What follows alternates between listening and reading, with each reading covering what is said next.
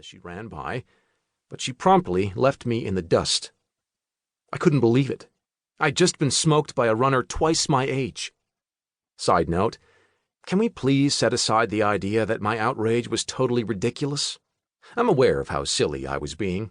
I mean, we weren't actually even in a race, but still, a guy's got to have standards. The best thing that this small incident brought about was that it made me look at what I was doing. Unnecessary as it was, I got worked up enough to ask, is this training slow thing even working? And miracle of miracles, I learned that it really was. My mile time at my target heart rate had improved by well over a minute per mile after just a few weeks. I'd felt embarrassed for a moment, but the actual results told me the truth. Slowing down my running had made me a faster runner. Unbelievable.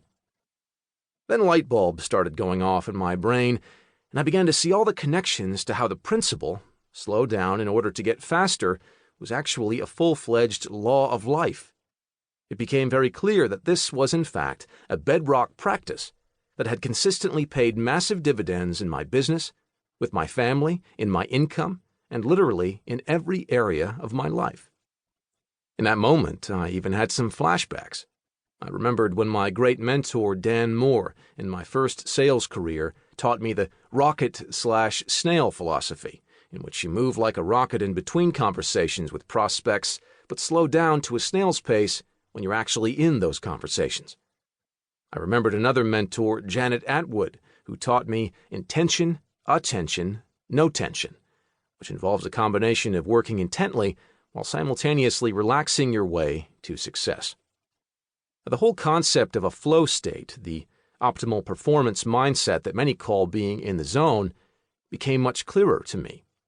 I noticed how every major breakthrough I'd ever experienced, periods where money and business results were materializing so fast I could barely keep up, had been brought about by slowing down.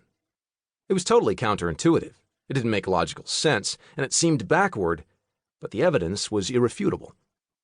Slowing down my runaway brain, and thereby slowing down the game, had made me a faster results getter in every single area of my life. When I slowed down and used the methods and understandings in this book, business and life just worked so much better. Much more productive, much more elegant and effortless, much less frustrated and stressed. And isn't that what we're all looking for? Roger's note. The whole concept of slowing down to speed up will be a strong, recurring theme of this book. In fact, the original title of Master Your Mind was going to be The Snail and the Rocket, because it was going to be all about this premise. In the writing and editing of the book, the title and the cover, we found that overt references to slowing down to speed up morphed into other things. But please don't miss this critical lesson. Both neuroscience and the experiences of our coaching clients teach us that getting the results you want, as fast as you want, almost always requires that you slow things down.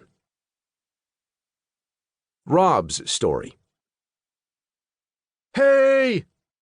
The sound of 200 high schoolers screaming in unison echoed through the gym. My mind raced as I knew what was coming next, and I was not excited about it. I sat back just a smidge, enough to see the backs of the ears of the kids on either side of me, enough to where they couldn't see that I wasn't going to participate. It was our side's turn. This is stupid, I thought.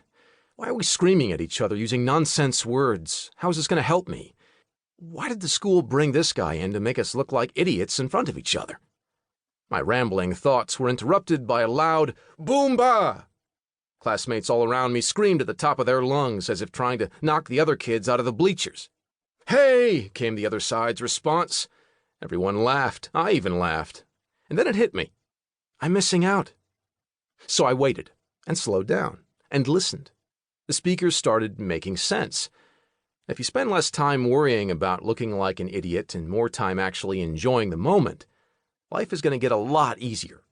After all, we were 400 kids all looking like idiots together and having a blast doing it. Well, at least 399 were enjoying it. I missed out. And that was my first lesson on slowing down in order to accelerate my results. This idea is presented in a lot of ways in a lot of situations.